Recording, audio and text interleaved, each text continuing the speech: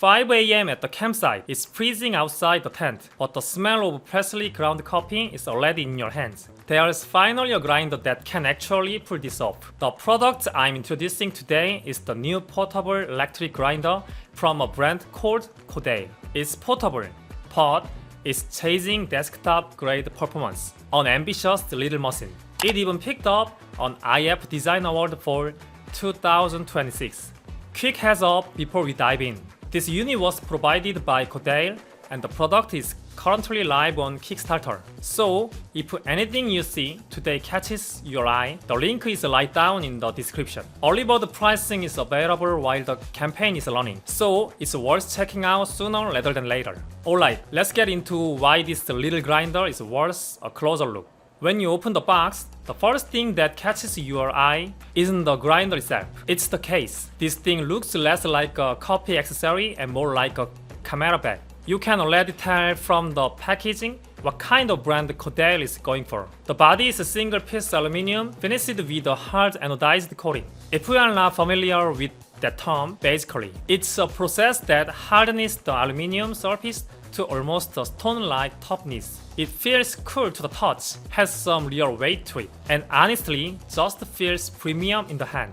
Size-wise, it's smaller than a 500ml water bottles, about 2.48 inch in diameter, around 7.5 inch tall, and roughly 770 grams. It's not light, but that weight actually works in this favor. It gives you that reassuring feel like, okay, there's something serious going on inside this thing. Let me point out two details that really stood out to me. First, the lid is magnetic and you can pop it on and off with one hand. Listen to that sound. Hear that? It might seem like a small thing, but with tools you use every single day, this is exactly the kind of detail that makes or breaks the experience. Second, the grind dial. It's an external ring you twist, and the action feels a lot like turning the pulsar ring on a camera lens. Not too loose, not too stiff. And printed light on the dial is a grind size guide, going from 200 microns all the way up to 1700. It's surprisingly handy. You don't have to take anything apart. You don't have to dig out the manual. Codale calls their design philosophy rational aesthetics. If I had to put it in my own words, it's a finish that doesn't show off, but says everything it needs to say. Alright, we've covered the outside. Let's quickly break down what's actually inside this thing. 4 points. That's it. First, the motor. This is really the heart of the product. It's a BLDC motor, and according to the manufacturer, it's the same grade you'd find in the drones. Why does that matter? Compared to a regular motor, it's quieter, runs cooler, and delivers more power. Output is 100 watts. For a portable grinder, that kind of motor setup is honestly pretty unusual. Second, the burrs. The manufacturer's spaces list them as 39mm 7-star conical burrs made of SUS 440, stainless steel with a 58 HRC harness rating, plus a diamond-like coating on top. What that means in practice is the burrs slice the beans rather than crushing them, and that difference shows up directly in the cup. Third, the grind adjustment, 60 clicks. Spec-wise, it covers everything from 200 microns up to 1700. So, whether you are going fine for espresso or coarse for French press, pretty much every brew method is within range. And once the grind is done, it stops on each one. You don't have to think about a thing.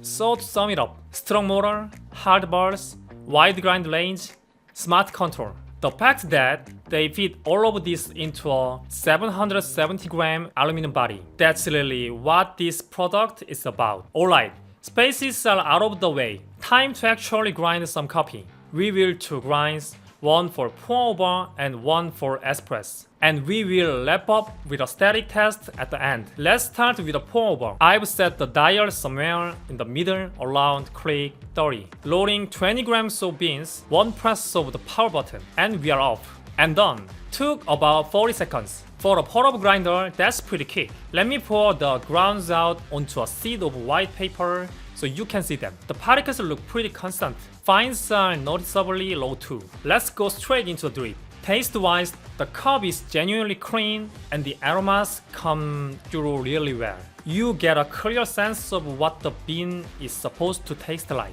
Now for espresso. I've tuned the dial much finer, all the way toward the front. 18 grams of beans going in.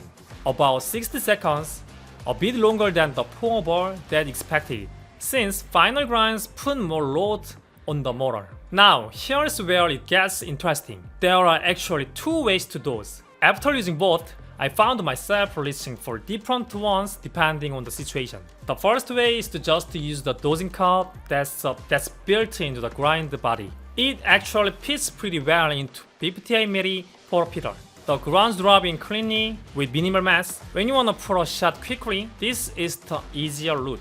The second way, use the magnetic dosing cup that comes in the box. You detach it from the body, then put a dosing ring on the portability and pour the grounds in from there. This way you collect all the grounds in one place and transport them precisely. When you care about hitting your dose exactly and want a clean workflow, this is the way to go. Pouring a shot, the espresso comes out really clean and the aroma is well preserved. You can taste exactly what the bean has to offer. Last thing, and honestly the part I was most curious about the static test. First, just the grinder on its own.